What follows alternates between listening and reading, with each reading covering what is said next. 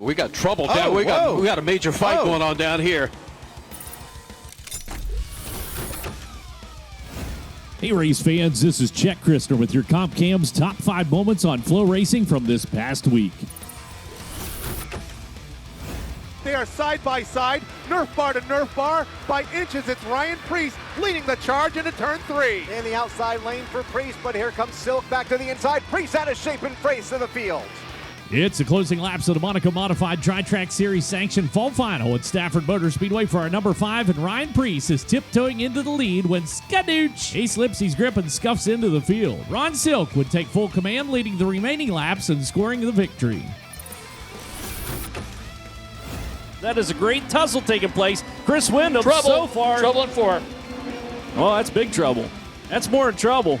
It's a 4th round for our number 4. Midget feature time, and Chris Windham's out front when Friday's winner, Mitchell Moles, goes for a savage somersault in turn 4. Oof. Later in the race, second running Buddy Kofoid would shred a right rear tire getting into 1, kicking off a tumultuous twister that would entangle third running Chance Crum. Windham would go on to win the midget feature, with national points leader Justin Grant taking the USAC sprint victory. All-star point leader Tyler Courtney would have his hands full with Justin Peck in the Book Motorsports ride, but would eventually come away with the Tezos All-Star Circuit of Champions win. Logan Seavey would hold off CJ Leary in the Silver Crown feature to tie himself for the national points lead with 6-time champ Cody Swanson, with only 2 races left in the Silver Crown season. One on dirt and one on pavement, and both of them right here on Flo if you can't make it out to the track.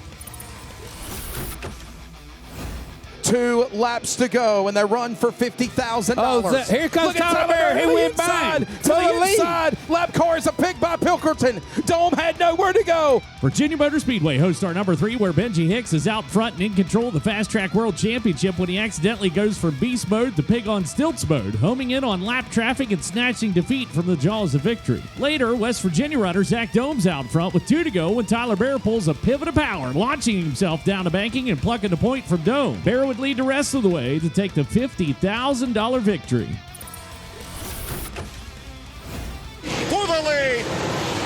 Oh man, McCready trying to retake the lead out of turn 4, and Tim McCready is back out in front of Brownstown to the Jackson 100 with 35 to go. It's off to Brownstown Speedway for a number 2, and Lucas Oil points leader and pole sitter Tim McCready's out front for the first 25 laps when Tyler Erb comes to call, taking over the top spot on lap 26. Erb, McCready, and Ricky Thornton Jr. would battle through heavy lap traffic for much of the mid portion of the race before McCready would muscle on to the point in lap 64 with a bold move into turn number 3. McCready would lead the rest of the way, taking his 3rd career Jackson 100 over Ricky Thornton Jr. and Tyler Erb. You know, if you're inside that top 10, we got trouble down. We got a major fight going on down here. And I mean, Tibbers have flair kicking the race car. We got fists flying. We got all kinds of stuff going on. Andrew Grady trying to go after the driver of the 41. And Valley Star Credit Union 300 at Martinsville Speedway is our number 1, where more than 90 cars attempted to qualify for the biggest NASCAR late model stock car race in the country. Heat race number 1, and it looks like they're coming to take the green, but it's actually a charge to the checkers, with 23rd starting Davey Callahan charging to 10th to lock himself into the feature event. The drawback to that charge, Andrew Grady wasn't happy with the way he did it and proceeded to pummel a strapped-in Callahan. I will say, smart move by Grady to stop fighting once he was plucked from the earth by the bear-looking dude. Race time, and all eyes are on Peyton Sellers, who was still seeking his first win in the 300 in his 15th attempt when he passes Mike Looney to take the lead with 24 to go. Sellers would hold off Carson Quapple on a green-white checker finish during his first ever grandfather clock. Nicely done, Mr. Sellers. Nicely done.